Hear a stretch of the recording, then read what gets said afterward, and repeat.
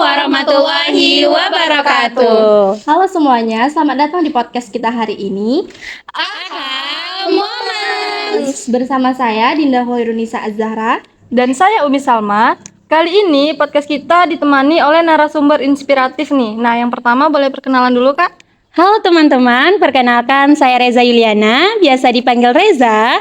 Nah, Kak Reza, apa nih kabarnya hari ini? Alhamdulillah kabarnya baik. Nah, untuk kesibukannya akhir-akhir ini ngapain nih, Kak? Untuk kesibukan sendiri itu mengerjakan tugas, organisasi, dan ada beberapa kepanitiaan. Oke, berikutnya kakak yang Mbak Jupi. Siapa namanya?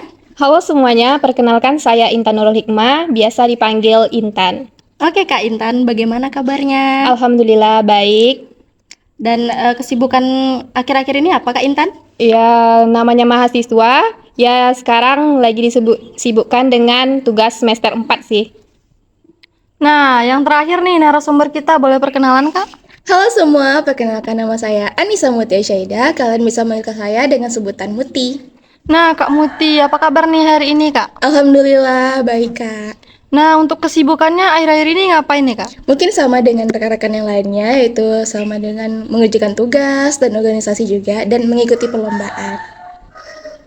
Nah, itu tadi ketiga narasumber kita yang inspiratif. Ada Kak Reza, ada Kak Intan, ada Kak Muti. Nah, untuk kakak-kakak bertiga, bagaimana puasanya hari ini? Alhamdulillah lancar. Nah, ketiga narasumber kita udah semangat banget nih puasanya. Nah, gimana penonton di rumah? Apakah masih semangat juga puasanya?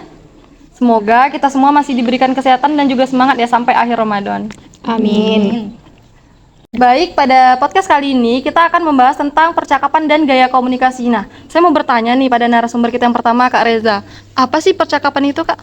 Jadi, percakapan itu adalah interaksi timbal balik antara dua orang atau lebih, yang mana tujuannya itu untuk menyampaikan perasaan, ide, gagasan, dan lain sebagainya, baik secara lisan maupun tulisan. Yang mana percakapan ini dapat berupa formal maupun informal, dan juga bisa pada saat diskusi, debat, atau mengobrol seperti percakapan pada biasanya. Dan juga dalam konteksnya itu bisa dalam konteks keluarga, pendidikan, tempat kerja, dan lain-lain. Baik, berarti bisa kita simpulkan kalau percakapan itu adalah interaksi antara dua orang atau lebih untuk menyampaikan pesan ya Kak Reza. Bisa berbentuk formal ataupun informal dan dalam bentuk diskusi ataupun debat. Nah, berikutnya ada pertanyaan untuk Kak Intan nih. Nah, kita kan sering mendengar istilah gaya komunikasi. Menurut Kak Intan, gaya komunikasi itu apa sih? Dan perbedaannya dengan percakapan itu apa? Baik, seperti yang dijelaskan oleh Kak Reza sebelumnya, percakapan dan gaya komunikasi itu ada kaitannya, namun ada perbedaannya juga. Nah, di mana perbedaan mendasarnya itu terletak pada kalau percakapan itu lebih mengarah ke komunikasi verbal, alias merujuk pada kata-kata. Sedangkan gaya komunikasi itu bisa kombinasi antara komunikasi verbal dan non-verbal, di mana gaya komunikasi ini bukan hanya cara menyampaikan komunikasi tersebut, tetapi juga bisa seperti mimik wajah dan gestur tubuh. Jadi perbedaan mendasar antara percakapan dan gaya komunikasi ini, percakapan itu adalah tindakan komunikasinya, sedangkan gaya komunikasi itu adalah bagaimana komunikasi itu dapat tersampaikan dengan baik oleh lawan bicara, seperti itu. Jadi dapat disimpulkan gaya komunikasi itu adalah Cara untuk menyampaikannya. Lalu percakapan itu tadi Lebih ke tindakan komunikasinya. baik. Nah, selanjutnya untuk Kak Muti nih. Nah, apa sih pentingnya kita untuk memahami gaya komunikasi itu sendiri? Oke, baik teman-teman. Gaya komunikasi itu sangat penting, apalagi dalam percakapan, karena membantu kita berinteraksi dalam sebuah percakapan. Jadi, bisa membantu kita menyampaikan maknanya lebih dalam lagi kepada yang pendengarnya. Nah, baik, berarti gaya komunikasi ini sangat penting ya Kak Muti ya, benar sekali. biar audiens itu atau rekan yang mendengar Ya, komunikasi itu lebih tersampaikan lah Iya, gitu, jadi apa pesan yang informasi yang ingin dijelaskannya kepada lawan bicara. jadi pesan yang ingin disampaikan oleh kita itu bisa diserap oleh pendengar. Benar sekali. Nah, banyak orang mungkin berpikir percakapan tuh biasa lah ngobrol sehari-hari gitu. Jadi menurut Kak Reza nih, seberapa penting sih kita mempelajari percakapan dalam berkomunikasi itu? Kalau ditanya seberapa penting, tentunya sangat penting karena percakapan itu bukan sekedar pertukaran kata-kata saja, melainkan proses yang kompleks yang memiliki struktur dan dinamika sendiri yang layak untuk kita pelajari. Mengingat juga percakapan itu adalah hal mendasar bagi manusia dan juga mengingat bahwa kita ini manusia adalah makhluk sosial yang tentunya membutuhkan bantuan orang lain. Nah, dengan cara kita memahami percakapan, maka kita bisa lebih mudah berinteraksi dan berkomunikasi dengan orang lain. Jadi kalau misalnya kita nggak mempelajari percakapan gitu ya kan, nggak mungkin kita menggunakan bahasa isyarat. Iya, gitu ya. tentunya Jadi, begitu. pasti penting banget ya mempelajari percakapan untuk berkomunikasi sebagai makhluk sosial. Nah, selanjutnya nih untuk Kak Muti. Nah, kalau kita tuh mahir kan dalam percakapan gitu, apa aja sih dampak yang bisa kita rasakan gitu? Nah, ada 4 nih yang manfaat yang bisa kita rasakan. Yang pertama, meningkatkan keterampilan berkomunikasi. Jadi, kita lebih terampil untuk berkomunikasi kepada orang dalam situasi formal maupun informal. Yang kedua, mengurangi kecemasan. Jadi kalau misalnya kita udah tahu nih cara untuk berkomunikasi, jadi kita tidak perlu khawatir untuk mengeluarkan kalimat ataupun pendapat kita. Yang ketiga, memfasilitasi interaksi sosial. Jadi kalau misalnya kita sudah tahu nih caranya bagaimana, kita lebih mudah berinteraksi dengan orang sekitar kita. Yang terakhir, meningkatkan persepsi kompetensi. Jika kita telah mahir untuk berkomunikasi, kita membuat rasa kepercayaan diri kita tuh meningkat dan orang lain menilai kita bisa lebih seperti itu. Oke, itu tadi pendapat dari Kak Muti ya. Jadi kita kalau udah mahir itu kita pastinya lebih pede gitu ya Kak untuk benar berbicara sekali. dengan lawan bicara kita. Membantu ini juga ya sebenarnya kayak public speaking gitu benar. ya. Nah, setelah kita berbicara tentang dampak positif dari percakapan nih, selanjutnya bagaimana cara kita meningkatkan keterampilan percakapan dalam komunikasi yang kompeten nih Kak, dan bagaimana cara kita melatihnya? Nah, komunikasi yang kompeten itu sendiri adalah kemampuan kita dalam berkomunikasi secara efisien dan efektif dengan orang lain, baik secara lisan maupun tulisan. Kalau untuk keterampilannya sendiri itu ada 3, memulai percakapan, mempertahankan percakapan, dan juga mengakhiri percakapan. Kalau untuk cara melatihnya itu yang pertama itu memulai percakapan, yaitu dengan cara gunakan sapaan yang ramah, topik yang relevan dan menarik tentunya, dan juga topiknya itu yang terupdate dan hindari pertanyaan-pertanyaan negatif yang membuat audiens atau lawan bicara kita tidak nyaman. Selanjutnya itu kalau untuk mempertahankan percakapan itu tentunya kita memberikan respon positif, jalin hubungan yang baik dengan lawan bicara kita dan hindari juga gestur-gestur tubuh yang membuat dia tidak nyaman. Kalau untuk mengakhiri percakapan itu tentunya dengan cara menyimpulkan poin-poinnya dengan mengucapkan terima kasih dan juga memberikan kesan positif kepada lawan bicara kita. Dan juga kalau bisa mungkin nanti pada saat mengakhiri percakapan ini buatlah janji untuk bertemu dengan dia atau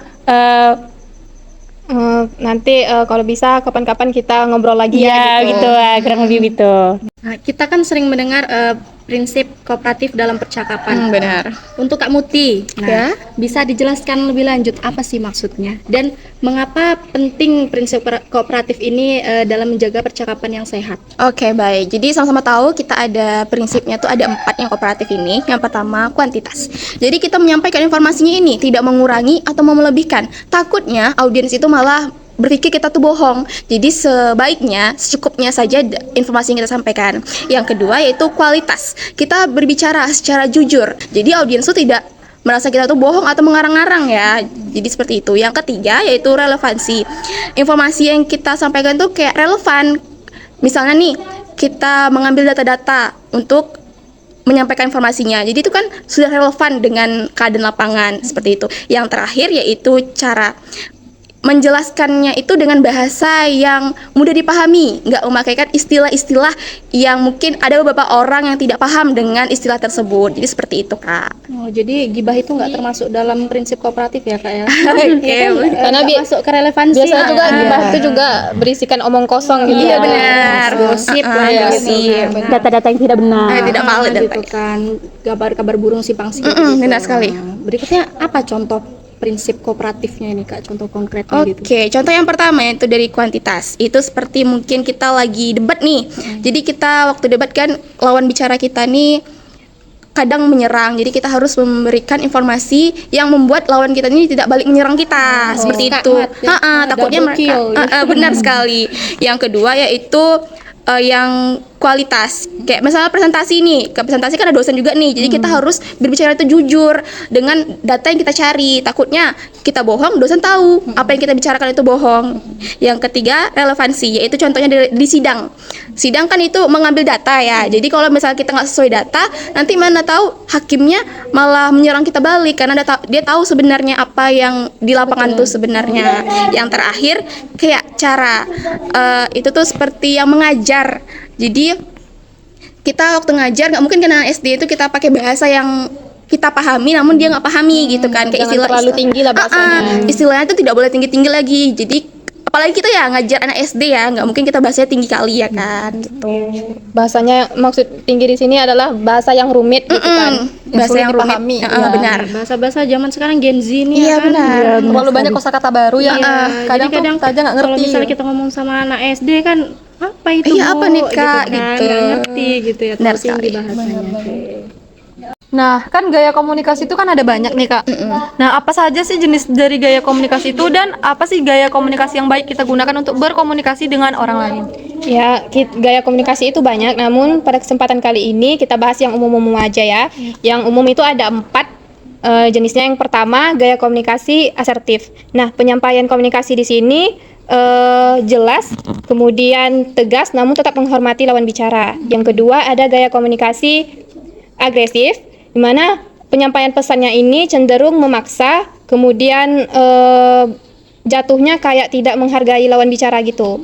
Dan terjadi biasanya itu secara spontan. Yang ketiga, gaya komunikasi pasif. Pasif di sini lawan kata dari aktif. Jadi dalam komunikasi tersebut pelaku komunikasi di sini dia cenderung tidak banyak berbicara di percakapan tersebut. Nah, yang keempat ada gaya kombinasi antara pasif dan agresif. Nah, penyampaian pesan di sini atau penyampaian komunikasinya itu cenderung tidak langsung dan biasanya ada sedikit sindiran juga. Jadi kalau ditanya gaya komunikasi yang sebaiknya kita terapkan dalam percakapan sehari-hari, ya gaya komunikasi asertif. Karena mengapa? Karena gaya komunikasi asertif ini dinilai menghargai kita diri sendiri dan lawan bicara kita. Lebih dan nyaman. ya seimbang nih antara tegas dan menghormatinya itu. Jadi tidak ada yang tersinggung di dalam percakapan. Iya. Gitu ya. Nah, masuk ke pembahasan berikutnya nih kita nih. Sebagai individu yang berbeda-beda, Benar. gaya komunikasi kita kan pasti berbeda-beda ya kan. Nah, jadi menurut Kak Muti nih, apa saja sih faktor-faktor yang mempengaruhi gaya komunikasi seseorang itu? Oke, ada beberapa faktor ya teman-teman. Yang pertama yaitu kepribadian. Kita sama-sama tahu nih, ada namanya orang introvert sama orang extrovert. Mungkin si introvert ini lebih sedikit bicaranya, terus juga mungkin bahasanya tuh lebih halus, terus nadanya tuh lebih rendah. Sedangkan si extrovert mungkin lebih bersemangat untuk ngomong dan mungkin kalimat itu lebih banyak daripada si introvert tersebut. Oke, yang kedua yaitu gender. Sama-sama kita tahu perbedaan bicara perempuan dan laki-laki sangat berbeda. Perempuan melibatkan perasaan, sedangkan laki-laki tidak. Dan sama-sama tahu ya, cewek itu kalau ngomong lebih banyak ya daripada cowok. Sampai kalau kita dibilang 2000 kata ya per hari. 16.000 malahan. 16.000 kata. Jadi memang harus dikeluarkan gitu Kita ternyata bisa ngomong sebanyak itu ya. Benar Iya, kan? benar sekali. Mungkin kita tidak sadar, tapi kita emang banyak sebanyak itu ngomong. Sedangkan laki-laki mungkin ngomongnya tuh sedikit, namun poin-poinnya ada jelas gitu ya, langsung ke poinnya. Langsung ke gitu. intinya. Mungkin sih dari saya cuma segitu aja yang saya tahu. Rasa saya sih Kak Reza tahu deh selebihnya. Boleh disampaikan Kak? Nah, teman-teman, selain faktor yang sudah disampaikan oleh Kak Muti tadi, ada beberapa faktor lain, yaitu latar belakang budaya. Nah, budaya itu sangat mempengaruhi cara berkomunikasi kita tentunya. Yang mana budaya baik itu meliputi suku, agama, ras maupun antar golongan. Nah, di budaya ini contohnya aja nih, masyarakat atau orang Jawa itu tentunya kalau ngomong dengan nada yang rendah, halus. Kalau orang Sumatera Utara kan itu menggunakan nada yang tinggi. Terus selain itu ada juga nih faktornya itu yaitu konteks hubungan. Nah, contohnya itu kita dengan keluarga atau dengan sahabat itu pasti Gaya komunikasinya gaya komunikasinya beda. Misalkan nih, kalau dengan sahabat kita enjoy aja gitu, bahasanya santai, menggunakan bahasa yang sehari-hari kita gunakan. Sedangkan kalau dengan keluarga atau orang tua itu cenderung lebih sopan tentunya, walaupun juga ada yang santai, tapi sopan gitu, tidak tidak berlebihan kayak kita ngomong sama teman lah. Iya, kan misalnya nih, kalau kita mau berangkat nih, kalau sama orang tua tentunya pasti kayak, "Ma, Pa, aku berangkat." gitu. Kalau sama teman-teman pasti kayak, "Aku on the way ya, guys." gitu kan, seperti itu. Karena faktor umur juga ya. Ya, kalau orang tua kita kan pasti kalau dengar kata-kata yang kayak gitu tuh belum terlalu familiar gitu Dan kan. mereka bisa aja nganggap itu nggak sopan. Iya, bisa jadi. Nah, di dalam komunikasi nih, kita kan seringkali mengalami yang namanya kecemasan dalam komunikasi. Iya, pasti. Nah, gimana sih cara kita untuk mengetahui kecemasan komunikasi itu? Dan ada nggak perbedaan kecemasan komunikasi di situasi formal dan informal? Baik, kecemasan komunikasi itu kita definisikan dengan rasa takut atau gugup untuk berkomunikasi. Nah, tipenya itu secara umum juga ada 4. Yang pertama itu trait based anxiety, di mana kecemasan berkomunikasinya ini permanen. Jadi selalu ada dalam kondisi waktu dan tempatnya selalu cemas gitu. Pokoknya setiap waktu gitu ya, Iya. Kak, kalau dia mau komunikasi dia cemas gitu. Ya, selalu cemas gitu. Keringat dingin. Ya, kemudian yang kedua itu ada namanya konteks based anxiety, di mana kecemasan ini nih tergantung konteksnya. Contohnya pada dalam agenda rapat. Nah, itu kalau udah rapat biasanya kan kita cemas untuk menuturkan kata-kata, takutnya ada yang salah gitu. Kemudian yang ketiga itu ada namanya receiver based anxiety. Di mana kecemasan ini nih maksudnya tergantung kepada lawan bicara kita. Nah, contohnya kita lebih takut nih, lebih cemas berkomunikasi dengan dosen dibanding dengan teman sebaya kan. Nah, yang terakhir itu ada namanya situational based anxiety. Ini mirip dengan konteks based anxiety, namun maksudnya di sini lebih menekankan kepada situasinya. Contohnya kita lebih cemas berkomunikasi apabila situasinya itu asing bagi kita gitu.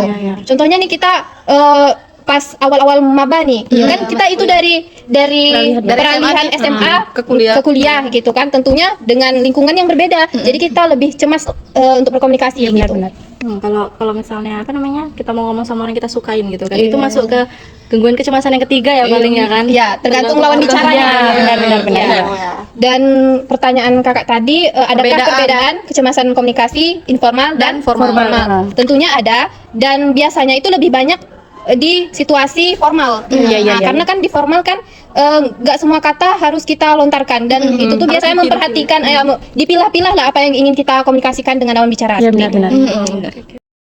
Nah, setelah kita mengetahui tipe-tipe kecemasan komunikasi ini, kita kan pasti ingin tahu cara mengatasi kecemasan komunikasi. Nah, saya mau tanya ke Kak Muti ini. Nah, menurut Kak Muti, strategi apa yang paling efektif untuk mengatasi kecemasan komunikasi ini? Oke, ada satu namanya istilahnya itu istilah REBT. Jadi itu artinya mengubah pikiran negatif kita ke positif. Kan sering nih ya kita nih sebelum mencoba takut-takut dulu, aku takut salah ngomong, belibet segala macam. Itu dihapuskan dulu pikirannya. Memang pasti akan ada terjadi hal tersebut. Tapi itu pikiran nanti aja. Kita lakukan apa yang kita bisa dulu, positive thinking, kita bakal bisa ngelakuin hal ini. Itu yang akan membuat kita lebih pede dan berani ke depan gitu. Jadi berani nanti berkomunikasi gitu kan. Benar Jadi buang sekali. dulu pikiran negatifnya gitu. Jadi lebih ke afirmasi positif Ya, pada diri kita sendiri. Kalau pakai hashtag mungkin kayak kabur aja dulu. Iya, benar. Nah, mungkin cara simpelnya yang bisa kita lakuin, misalnya di kamar nih, kita ada kaca nih kan, sering kan, apalagi cewek ya, di kamar ada kaca besar, kita latihan ngomong di cermin tuh, kayak misal mau presentasi atau mau lomba pidato, kita di depan cermin dulu, kayak ngomong, interaksi segala macam. Jadi bisa waktu kita di depan nanti kita membayangkan diri kita tuh di cermin, bukan di depan orang-orang gitu. Atau misalnya bisa juga dengan cara kita ngomong waktu di jalan, naik Honda nih kan, kita ngomong-ngomong dulu, kan ada yang denger nih, jadi melatih lidah kita biar tidak kaku gitu. Biar terbiasa untuk berbicara. Berbicara seperti itu. Oke, masuk ke pertanyaan terakhir. Nah, pertanyaannya ditujukan untuk Kak Intan. Oke, pertanyaannya, di era serba digital ini, panggilan telepon kan udah jadi hal yang lumrah gitu. Jadi, bagaimana cara kita menjaga kesopanan dalam berkomunikasi saat menerima panggilan telepon? Nah, maksudnya tuh kayak misalkan kita lagi ngomong nih, ini sama teman lagi ngomong, terus tiba-tiba ada orang tua kita manggil agar kita tetap sopan sama teman kita, tapi kita bisa mengangkat panggilan itu gitu. Tiba-tiba ada telepon masuk gitu. Iya, gimana caranya biar kita tetap sopan sama teman kita, tapi panggilannya tetap kita angkat gitu. Jadi ada beberapa strateginya gitu, cara untuk menghadapinya. Yang pertama nih, kita lagi ngobrol, tiba-tiba ada telepon masuk. Nah, telepon tuh tetap kita angkat, tapi bicaranya tuh pelan-pelan, jangan langsung oh ya, halo gitu. Jadi kan kita lagi ngobrol nih, tiba-tiba ada telepon, izin angkat teleponnya. Jadi meminta juga lawan bicara kita untuk meminta izin biar mengenai telepon ya. Kalau misalnya kita lagi serius-seriusnya ngomong, kita lagi ngomong sama dia nih kan, kayak lagi iya gini, tibanya dia langsung angkat telepon gitu. Kita kan juga kurang sopan lah intinya begitu. Jadi kita ada pertanyaan kepada lawan bicara, izinnya mengangkat telepon, dan kita angkat nih teleponnya, itu bicaranya pelan-pelan gitu, nggak langsung yang tiba-tiba halo gini. Jadinya kan kayak kurang sopan gitu. Terus yang kedua itu hormati ruang pribadi orang lain. Kalau bisa nih, misalnya dalam agenda rapat gitu kan, bisa jadi telepon itu, panggilan itu tetap kita angkat, tapi kita izin untuk keluar dari izin ya. Jadi ada saatnya tuh tergantung kondisi, ada saatnya kita menerima panggilan tetap di sana, ada juga beri Kita keluar ya keluar lah dulu mungkin di durasi itu kalau kita angkat mungkin saja kan di percakapan telepon tersebut ada informasi yang sifat private gitu kan, pribadi gitu. Kemudian yang ketiga itu ada membahas hal-hal pribadi itu sebaiknya dihindari. Karena kan nggak semua percakapan itu harus kita publis. Iya, publis gitu. Apalagi kita lagi ngobrol nih, takutnya si penelpon tersebut tidak nyaman juga gitu. Kemudian yang terakhir ada mematikan ponsel di tempat umum. Jadi kan tadi tuh kita tetap menerima. Nah, di cara yang lainnya tuh ya, di cara yang lainnya tuh bisa saja kita matiin. Mungkin itu kita kan bisa lihat nih, oh siapa yang kita nelpon. Kalau misalnya itu nggak terlalu penting, ya udah dimatiin aja, nggak usah diangkat gitu. Jadi segitu aja sih. Jadi kayak misalkan ada yang nelfon nih ternyata teman gitu. Ya, mungkin aja penting gitu. Jadi kan pembahasan kita lagi penting. Ya mana tahu kan lagi presentasi gitu kan. Nggak mungkin kan kita angkat gitu. Kayak kan yang umum dibandingkan pribadi. Jadi bisa aja nanti di-chat dulu, nanti aja teleponnya lagi. Saya lagi ada kesibukan. Jadi tergantung orang yang nelponnya juga sih. Jadi bisa kita angkat, bisa kita matiin, bisa juga memberi ruang lain gitu. Kayak kita keluar dulu untuk menerima panggilan. Jadi siapa yang nelpon, siapa yang menelpon. Tergantung juga kita berinteraksi sama siapa gitu ya. Nah, itu tadi podcast kita tentang percakapan dan gaya komunikasi. Nah, sebelumnya terima kasih dulu kepada narasumber kita yang sudah meluangkan dan memberikan ilmunya untuk kita nih. Semoga apa yang disampaikan oleh para narasumber kita hari ini bisa kita ambil pelajaran dan manfaatnya. Amin. Sampai jumpa di podcast selanjutnya. Bye.